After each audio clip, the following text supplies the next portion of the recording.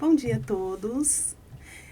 Eu sou a Karina Daldegan, estou aqui com a minha colega Érica Kerr e hoje trazemos para a pauta um assunto bastante polêmico nesse momento, que são as mães dos filhinhos reborn, né? Dos bonecos reborn.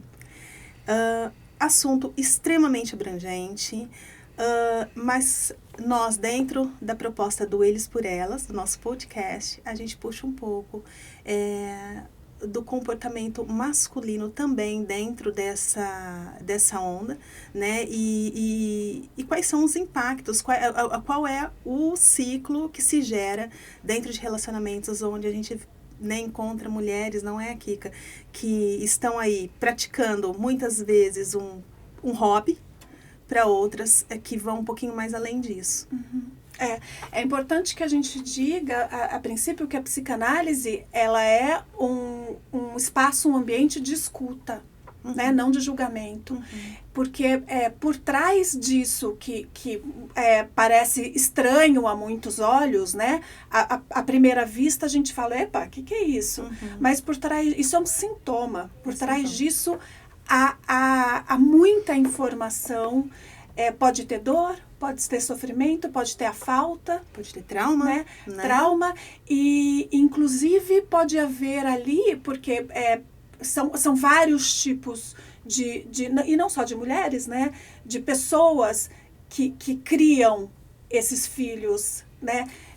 Perfeitos, né? Com os traços perfeitos, com comportamento perfeito. São crianças que não demandam. A única demanda que a criança dá é a demanda que a gente cria para ela. A gente, né? A gente, quando eu me coloco no lugar da pessoa. É a pessoa que cria a ideia. Idealiza, né? De que a criança está chorando, de que a criança está com febre. Né? O que tem por trás disso? Pois é. Vamos lá, né? Eu acho que é interessante a gente começar dizendo que há objetivos diferentes, de pessoas diferentes nesse mundo, né? Há mulheres ou homens, há pessoas que estão ali por uma simples brincadeira, né? Um colecionável, né? Eu coleciono uma boneca reborn, eu ouvi uma mulher dizer que ela tem 1000 bebês reborn. Ela é uma colecionadora, né? E cada um tem a cara de um personagem. Então, assim, ela tem um objetivo, que é colecionar, né? Alguns é a parte social, os encontros que estão acontecendo dentro desse lugar. A pessoa vai para socializar, ela vai para conhecer gente, ela vai para trocar informação, ela vai para ver outros bebês, para comprar, para vender, para trocar informação. Acaba sendo social. Há outras mulheres que estão exercendo ali faltas, ausências, traumas, né? Eu até quero mencionar isso. Eu falei para ela que eu ia mencionar isso. Uma paciente minha me chamou a atenção em uma sessão na semana passada, né? Esse comentário que a gente... Sabe esse comentário mais superficial do... Meu Deus, essa onda do reborn, que loucura é isso? Ela falou, peraí. Ela falou... Como assim que loucura, né? Como assim que loucura? Os homens, eles podem colecionar carrinhos, eles podem fazer cosplay, eles podem ir para um jogo de RPG vestido de mago, passar a tarde toda vestido de cavaleiro medieval e ninguém fala nada. A mulher compra 3, 4 bonecas e vai brincar de boneca e a gente chama de loucura. E é verdade, né? Mas eu acho que o nosso link é bem para essa mulher que está trabalhando algum tipo de compensação, né? E aí eu acho que entra um problema um sintoma, né? De uma relação, ou de relações, ou de criação, ou de ambientes que em algum momento faltaram. Sim. Se a gente for lançar aí, né? Um olhar winnicottiano, a gente pode trabalhar ali com um objeto que é claramente, né, o objeto transacional, mas além dessa transição, existe também o espaço potencial, né? Então, as mulheres, essas pessoas que não são só mulheres, elas estão usando o seu objeto transicional, o bebê, para estar no meio para estar nesse espaço potencial que é entre a realidade e a ilusão, né?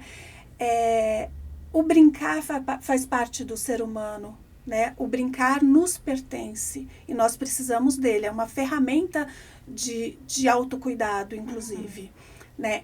Mas quando esse brincar fica rígido, né? Que a rigidez na psicanálise a pessoa fica rígida naquilo, fixa naquilo, ela não consegue ver mais a realidade, ela rompe com a realidade e vive só na ilusão dela. Então, existem as colecionadoras, os colecionadores, existem as pessoas que estão entre a realidade... Nessa brincadeira, né? Entre a realidade e o lúdico, criando, brincando, se sentindo, e tá ótimo. Mas quando vira uma patologia, né? Quando essa pessoa ouve realmente o choro da criança, quando ela cuida da criança, o que me veio agora, qual é a parte dela que ela está cuidando ali? Qual é a parte dolorida dentro dela que ela está colocando naquela criança para ser cuidada? É uma compensação emocional, né? Sim. É uma compensação emocional do que ela não teve, e muitas vezes do que ela não tem nem espaço para dizer que faltou, né? Eu estava vendo uma entrevista do Chico Barney. Ele foi até o Parque do Ibirapuera entrevistar essas mulheres e conversar com elas. Então, ele comenta que ele viu, por exemplo, caso de mulheres que não estão cuidando de um bebezinho. Né? São crianças já adolescentes. Né? E aí, elas figuram esses adolescentes fazendo comida, né? Fazendo um café, mexendo na geladeira, né? Se movimentando dentro de casa, ou simplesmente, às vezes, sentado olhando para uma tela de celular. E aí vem exatamente essa pergunta que você fez. O que está acontecendo ali? O que elas estão se permitindo fazer através de uma figura? Né? Será que é um descanso? É uma necessidade? É isso que você falou, é uma patologia. Né? A gente tem, dentro dessa onda, a gente tem algo que a gente identifica como não saudável. Os lutos são vários, né? Pode ser qualquer coisa, pode ser realmente a perda de uma criança, ou pode ser o não ter, não ser, não ter feito. Não ter sido. Esse é um luto que ele não é muito justificado na sociedade. Não é permitido sentir esse luto. Né? E a nossa psique acaba procurando formas de viver isso, e de viver a dor de também ser mãe, né? De também cuidar do outro. Porque, veja, quando você estava me falando, são adolescentes que ficam, né, bonecos, como se fossem adolescentes, segurando o celular.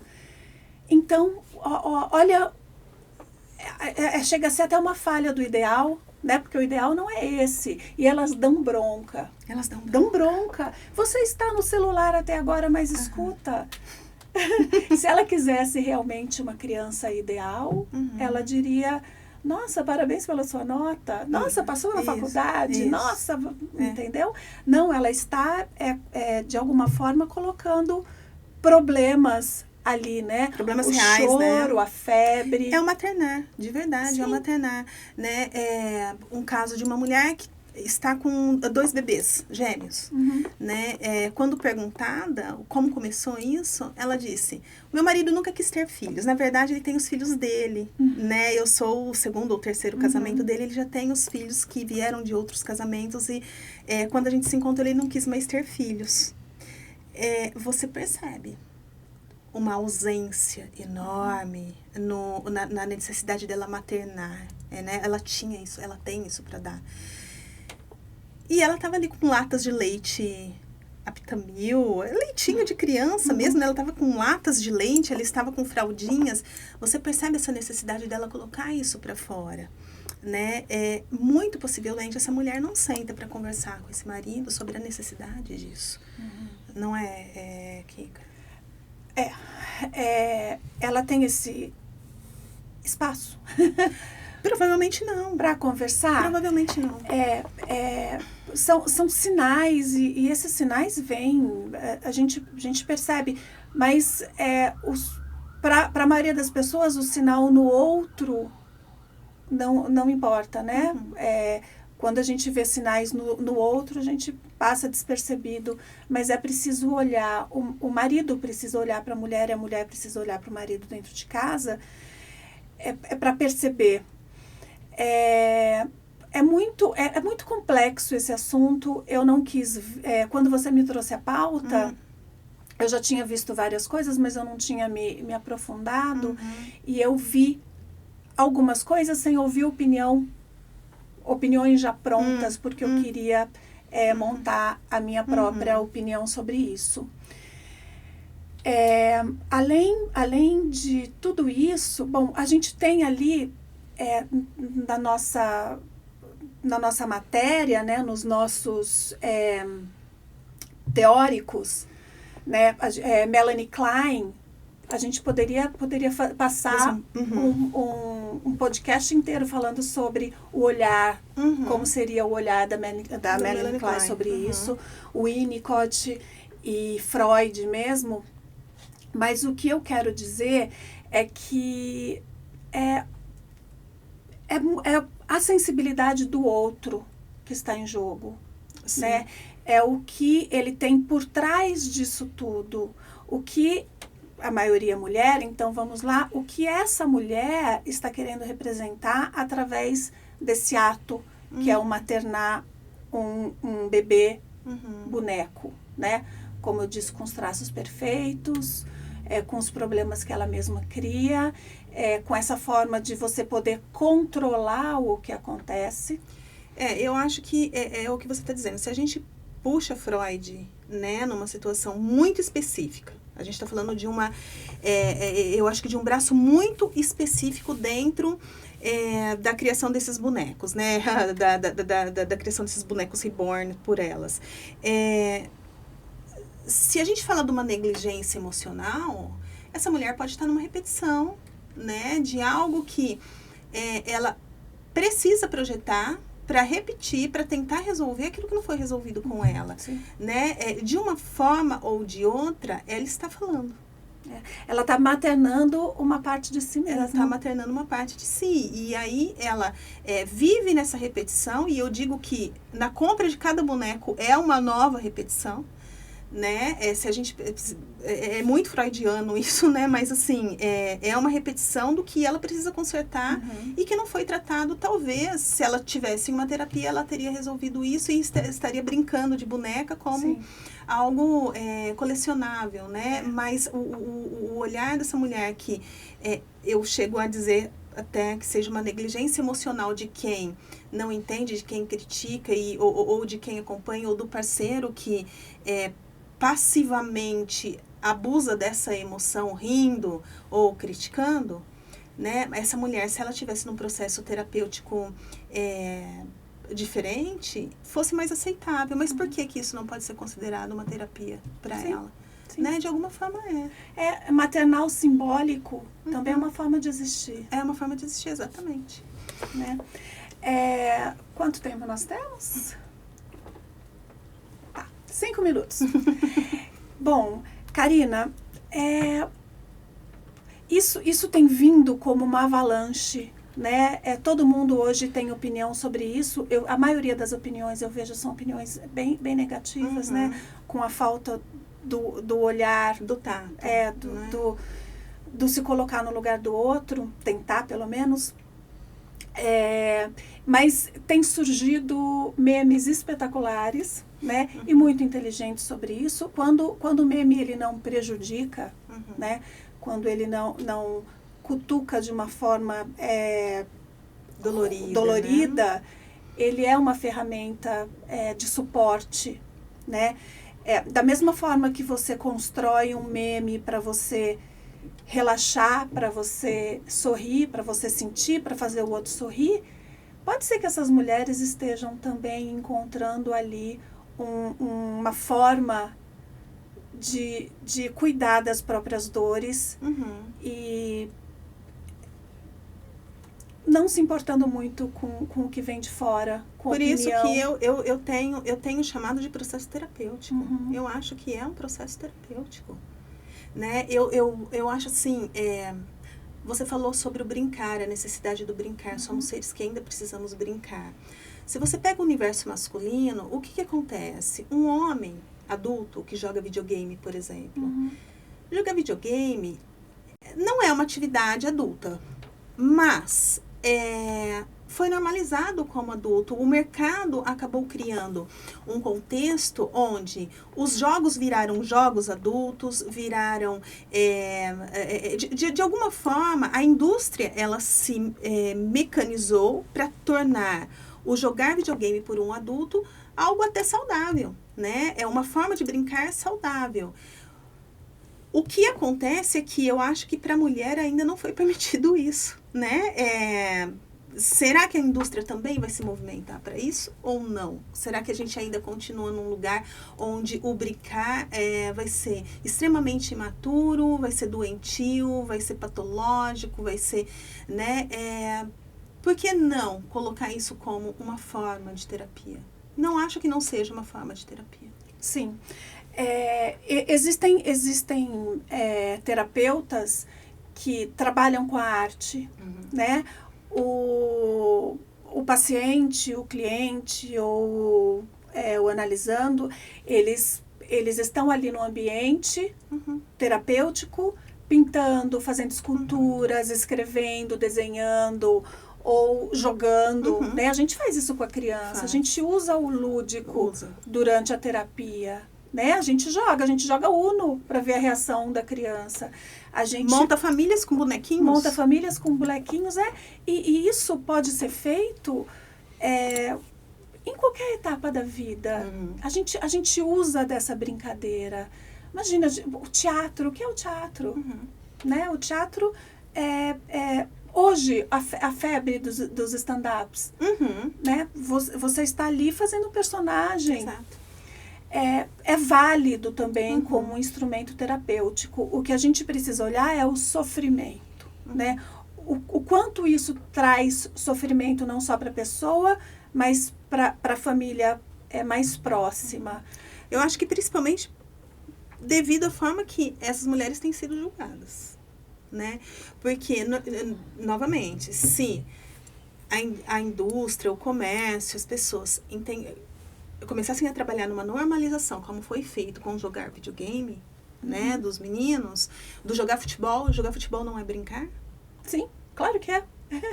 E brincar no coletivo. É brincar no coletivo, né? Por que não?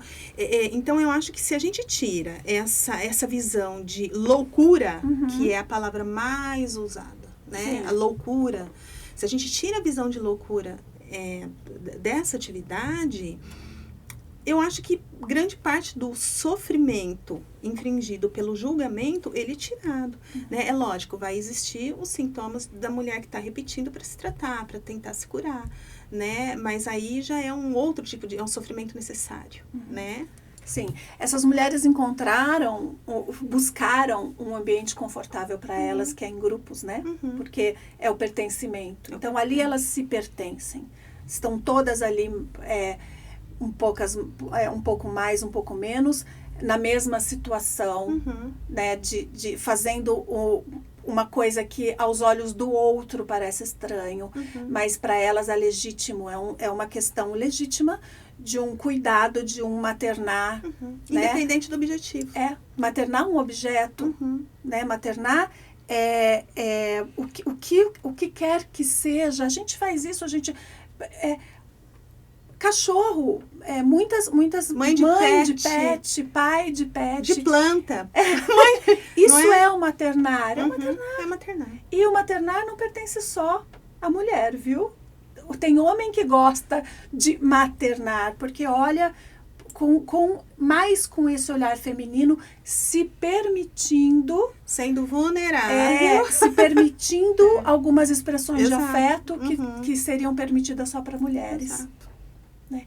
E a gente materna muito, não é? Muito. Eu materno na minha clínica, mantendo, claro, uma neutralidade terapêutica, né? Mas eu me permito maternar e eu permito que você materne. É isso, né? Desde quando maternar não é algo positivo. É positivo. Mas é isso, a gente poderia se estender bastante, poderíamos ir além, mas eu acho que ter trazido em pauta essa reflexão, esse pensamento abre portas para todos nós, para todos vocês. Perguntas, enviem-nos e até a próxima, né? E vamos tentar, não só nós, né, profissionais da psicanálise, mas tentar tirar um pouco o julgamento, né? E tentar entender que ali pode ter uma dor por trás de tudo aquilo. Exato. Obrigada.